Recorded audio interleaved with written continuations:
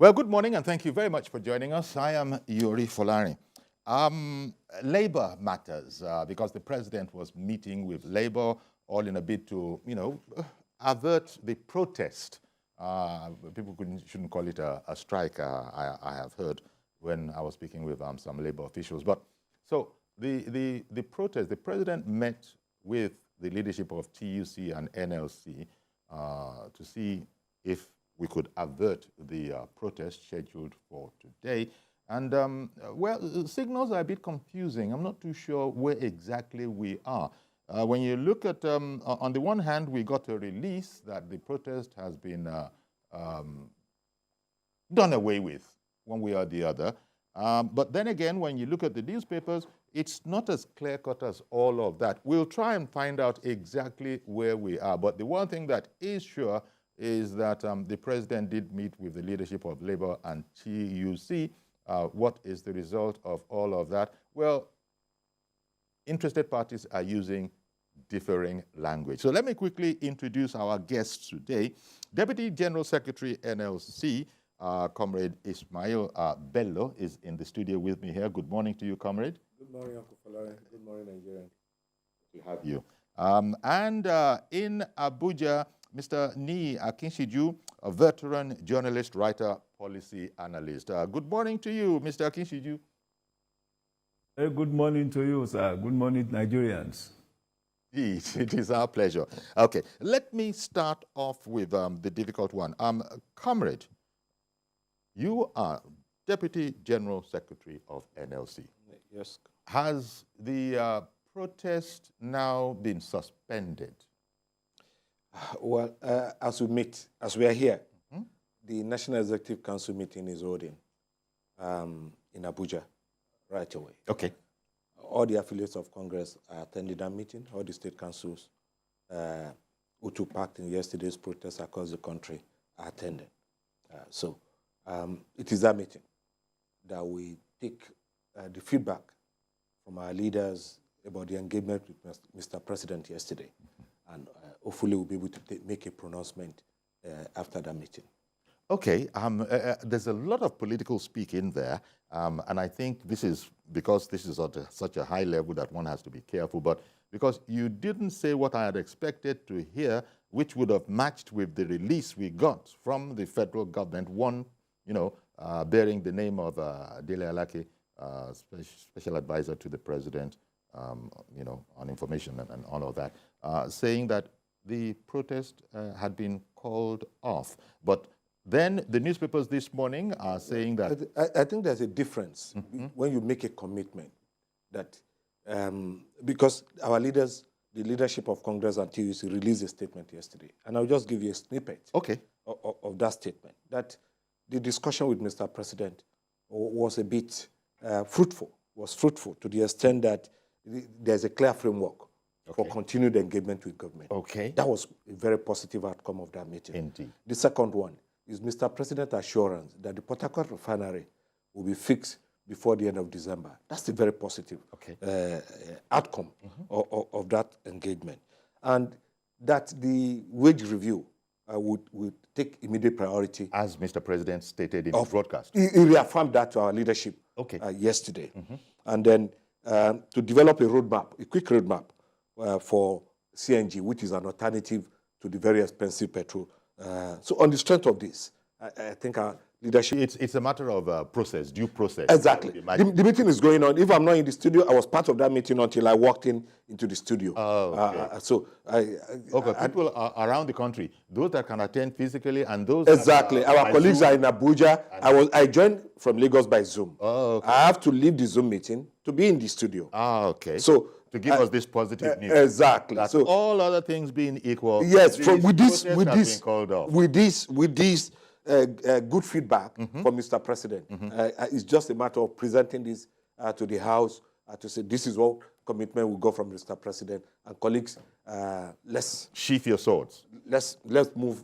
Getting that from Mr. President was quite positive. Indeed.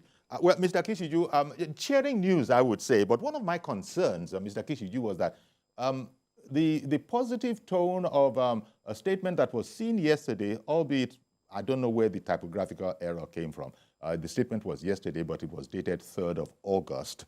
And it was saying... Maybe because it was a late night news. Yes, yes. But it was received and circulated way before midnight, so one understands that. So, Mr. Kishiju, as I was saying, I just was a bit surprised that all the newspapers are not carrying it the way one had expected it to be, in line with the statement that had been released and that was bearing Mr. Dele Alake's name. But having heard from Labour this morning, having heard from the Labour man in studio this morning, he says that all other things being equal, it's up. Give me your impressions. What do you think, sir, about the state of affairs?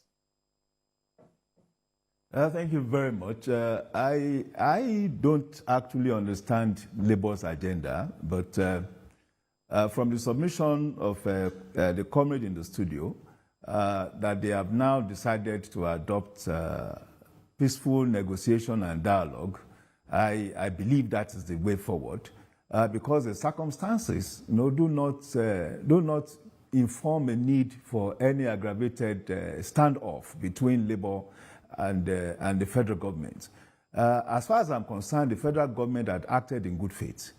Acted in good faith to the extent that the president addressed, the Nigerian people in a very conciliatory tone, and actually opened up that address by requesting that Nigerians would join him in the journey of the vision, that is trying to sell to us. The vision about restructuring and perhaps reconstructing, the basis of our economy. And if we all subscribe to the fact that our economy had been challenged structurally over so many years, and that there's a need to actually restructure it so that it can have form and substance, and in a way that it can also sustain the kind of quality of life Nigerians desire, in a way that it would also, deburden the Nigerian people of being dependent on a single commodity. So, if on the long run, even medium to long-term basis, we are able to create an economy that is dependable, that can produce, and that is highly productive, and more than that, can create jobs, for Nigerians. I think whatever we are going through at this time, and in the words of the president, is a temporary situation. So while I am concerned as any Nigerian about cost of living, increased cost of living, but to my mind, this is a transition. And in that transition, as the president also requested, there is a need for us to hook in, to link into the vision of the president, knowing that eventually the kind of policies that are being rolled out will enable the economy in a way that it will create sufficiency in perhaps all segments of the economy. So I am praying and I'm appealing to Labour that, yes, please consider dialogue. Let us stop this possibility of a strike coming up. It's not an option. Let us stop this protest. It affects production per day. What we have lost in the economy yesterday, no one can still quantify. And then going forward, I will request Labour to also apply intellect research here. I know for certain that Labour has a strong institutional-based intellectual currency. And to that extent, I believe that these palliatives and other policies that have been rolled out by the federal government should be brought and, of course, pass through the litmus test of implementation, of possible implementation. So how would this affect the Nigerian people, the Nigerian economy going forward, all these palliatives? How, for instance, would the 3,000 expected buses that will be provided, by the federal government, how would it affect that vehicle assembly or vehicle production segment of our economy? How would the 250,000 seedlings and tons of grains and fertilizer affect the food market and the agricultural ecosystem?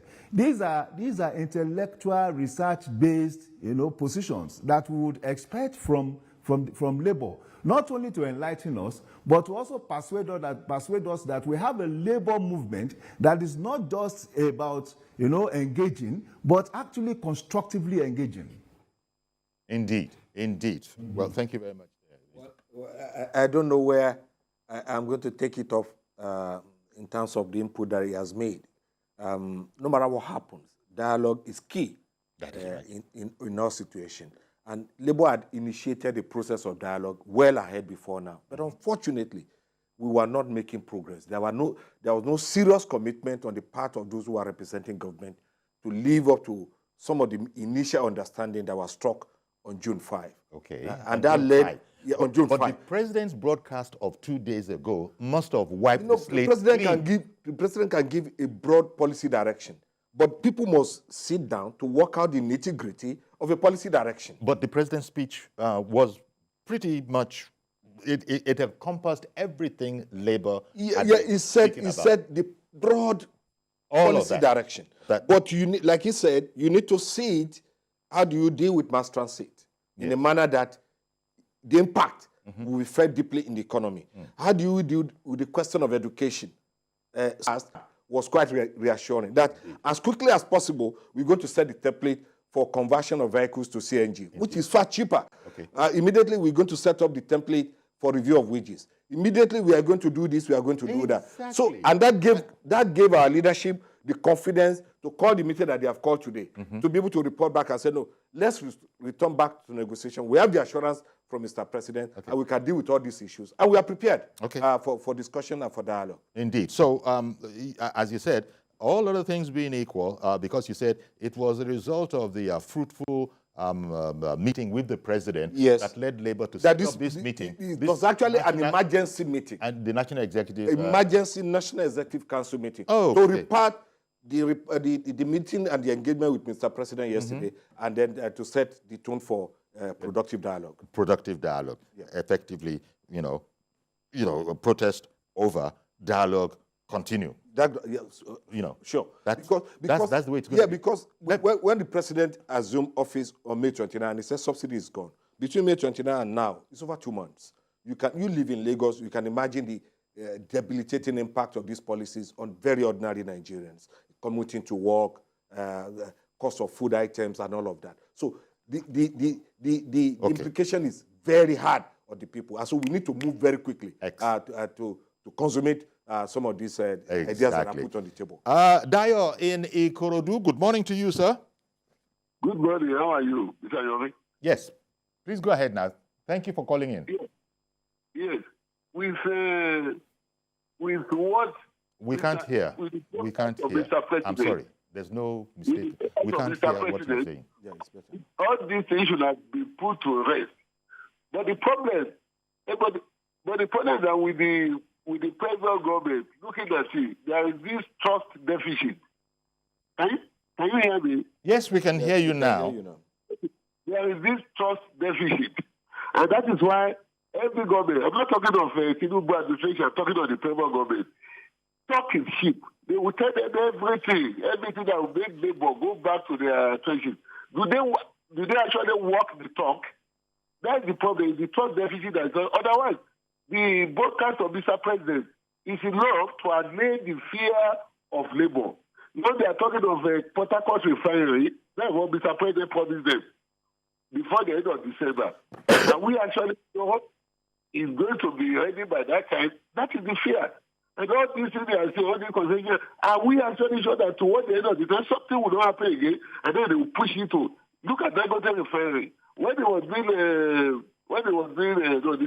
before this Dangote refinery will feed the market. Today now we are not hearing that crude is the thing that's being, before you know it, Dangote refinery will be going to 2027. All right then. Okay.